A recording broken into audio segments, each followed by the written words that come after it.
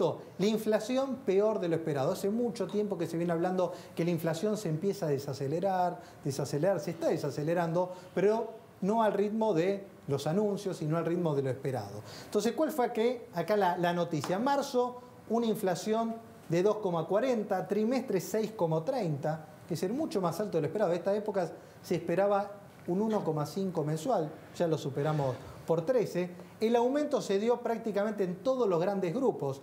En los precios regulados, sabemos cómo fue el aumento de tarifas, los estacionales, como puede ser el tema del aumento de los colegios, y la IPC núcleo, también la inflación núcleo, también sigue alta, 1,80.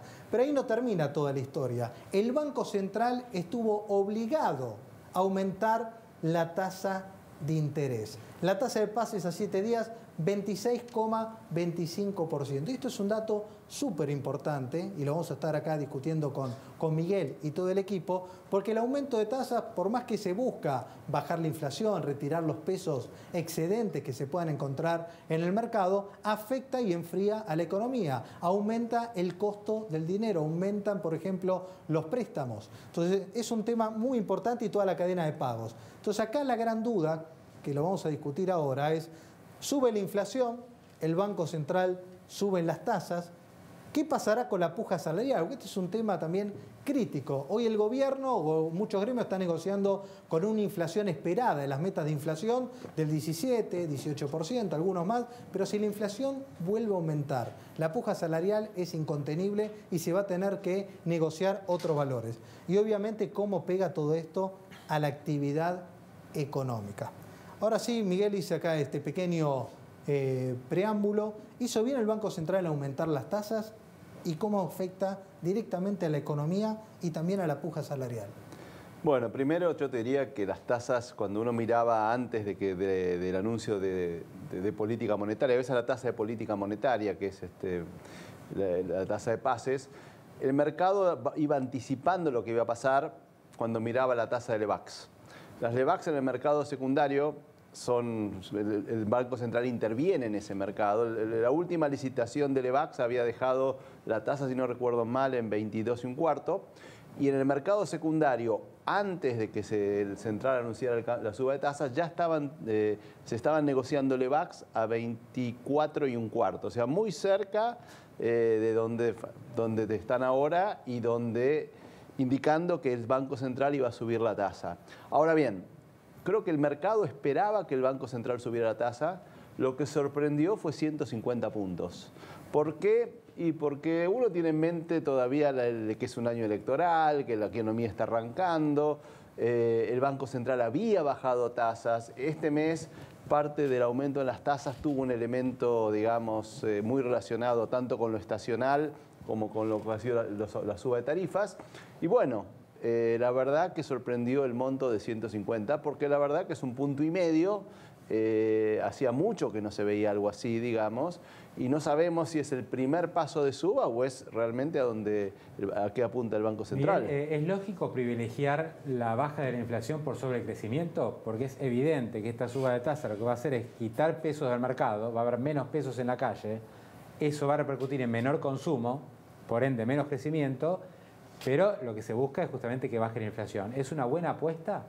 Bueno, es una excelente pregunta. Yo creo que primero Argentina tiene que bajar la inflación. O sea, no se puede vivir con inflaciones de 2 dígitos y en eso creo que el Banco Central la tiene clara. Quiere bajar la inflación a 1 dígito y eso está muy bien.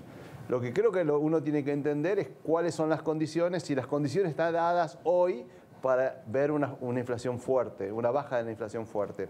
El primer problema que tenés es que estás tratando de bajar la inflación en un momento cuando todavía le estás pegando las tarifas. Claro. O sea, en general, los países que han implementado metas de inflación lo han hecho con ciertas precondiciones. La primera precondición es que tengas una situación de déficit fiscal manejable. No está. Eso no lo tenemos porque todavía el déficit fiscal es muy grande y el gasto público crece mucho. Sí, crece por encima, obviamente, de la inflación. Sí, sobre todo el año pasado subió por encima, más o menos, no mucho más. Segundo tema que tenés, que es importante, es que los precios relativos no pueden estar muy desalineados, ¿viste? Pues si vos le pegás, tratás de empezar con una meta de inflación cuando tenés el tipo de cambio muy atrasado, o como es el caso de la Argentina, donde las tarifas están muy atrasadas y le tenés que dar golpes de 60, 80% por año, bueno, el manejar la inflación se vuelve una tarea titánica, muy difícil. Y yo creo que no está tan mal el hecho no digo priorizar inflación sobre actividad. Lo que yo creo es que haber puesto una meta tan ambiciosa como 17%, que es la meta que puso el Banco Central para este año, en un año donde las tarifas te tienen que subir en promedio entre 60 y 80%, bueno, se las trae. Y te pregunto, Miguel, ¿cuál es la trampa de este modelo? Porque todos los modelos tienen cosas buenas, cosas malas. Hoy sabemos que el gobierno, y es raro un año electoral, que sí, que hoy el Banco Central siga obviamente con su idea de bajar la inflación y pegando obviamente a todo el tema de la actividad. ¿Cuál es hoy la contra que le encontrás a este modelo al gobierno? No, yo creo que al gobierno lo critican por todos lados, algunos por neoliberales, otros por ser gradualista, o sea, digamos, uno encuentra fácil, la crítica es fácil. Si vos me decís a mí qué es lo que, digamos, qué es lo que a mí me preocupa, digamos, acá, primero me preocupa, digamos, el hecho de que el déficit fiscal, digamos, en realidad, no el déficit fiscal, que el gasto público en la Argentina es muy alto. Y que bajar ese gasto público es un proceso de 5 o 7 años. Hay que empezar, se ha empezado, pero la verdad que es un proceso en el que hay que tenerlo muy claro que Argentina necesita bajar el gasto público. Lo primero que ha hecho es trabajar con las tarifas desde los servicios públicos, eso se va a ir logrando, pero acá hay un problema no solamente a nivel nacional, municipal, provincial, etc. Yo lo veo al gobierno enfocado, pero lento en eso. Segundo, me parece que, digamos, la política antiinflacionaria es correcta, yo creo que hay que hacerla. La velocidad, se puede hablar un poquito de la velocidad a la cual se la está llevando adelante, que yo creo que le pone una presión estrés, exactamente, mucho estrés a la economía, mucha presión, y una economía, yo diría, en una sociedad que no ve la inflación como una prioridad.